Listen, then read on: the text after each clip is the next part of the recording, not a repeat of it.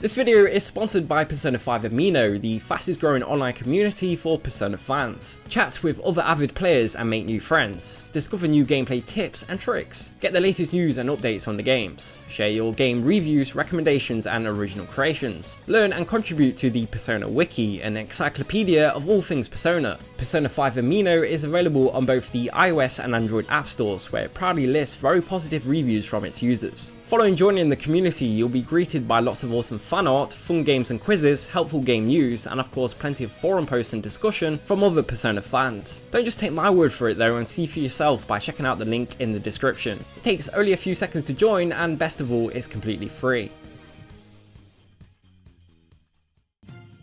When Censored Gaming says that a SMT or Persona game is uncensored, what exactly is this referring to? You see, for those unfamiliar with this series, to just say that a game is being released in its original form sometimes doesn't do it justice, and so it can be helpful to take a closer look at what's actually contained in the games that could potentially cause issues. Whilst there are many elements of both SMT and Persona that could be seen as potentially troublesome, Censored Gaming would like to just focus on one of these today, and this being Mara, the SMT series' famous Green Demon. Mara actually made its debut in the very first title on the Super Famicom back in 1992. However, it's interesting to note how in this depiction of Mara, it isn't shown on the back of its golden chariot. The chariot would in fact make its first appearance in the sequel in 1994. Here you can fight it in a boss fight as well as recruit it to join your side. Prior to the battle beginning, unless your alignment is chaos, Mara will attempt to trick you via various means, such as giving you large sums of money. If you choose to accept any of its offers, you will then fall under a spell and must fight the boss battle with a handicap. Following the second game, there were a number of other Japanese-only titles containing Mara, and it actually wouldn't be until Shin Megami Tensei 3 Nocturne in 2004 where Mara would make its first Western appearance. However, this version of Mara was extremely different to all versions seen so far, and paying attention to the scene in question and you'll understand why. You see, Baphomet warns everyone that summoning Mara at the wrong time may lead to something bad happening, but the others insist regardless. Thus, when Mara gets summoned, this is what they look like. This is followed by a boss fight with Mara's slime-like form, although despite being rather small in size, it can be seen that they can still stretch out rather long during attacks. One of the next titles, Persona 3, didn't feature Mara at all originally, but when it came time for the updated Fez release in 2007, Mara was added to the roster of demons that you could fuse. By this point, Mara had undoubtedly become one of the franchise's biggest mascots, and it has appeared in many of the later games. Mara was also included in Persona 4, as again one of the demons you could create via the fusion mechanic, and it was also contained in Persona 3 Portable, Persona 4 Golden, as well as Persona Q. Mara has also appeared in the Devil Summoner series, in both the action RPG Devil Summoner 2 shown here, as well as Devil Summoner Soul Hackers. The DS's Shin Megami Tensei Strange Journey also features Mara, where you fight it in a battle and then, depending on whether you choose the game's Chaos or Lore route, have it join your side. It was even included in the now terminated MMO Shin Megami Tensei Imagine. In typical MMO fashion, players were able to team up to defeat Mara in large-scale battles. However, unfortunately for fans of the title, the game's service was shut down in February 2014 for North America and May 2016 in Japan after more than 9 years of being in operation. That's far from the last of Mara though. It has been included in both Shin Megami Tensei 4 and Shin Megami Tensei 4 Apocalypse, these being the latest entries in the main SMT series. The latter title also included Mara with lots of fully voiced dialogue.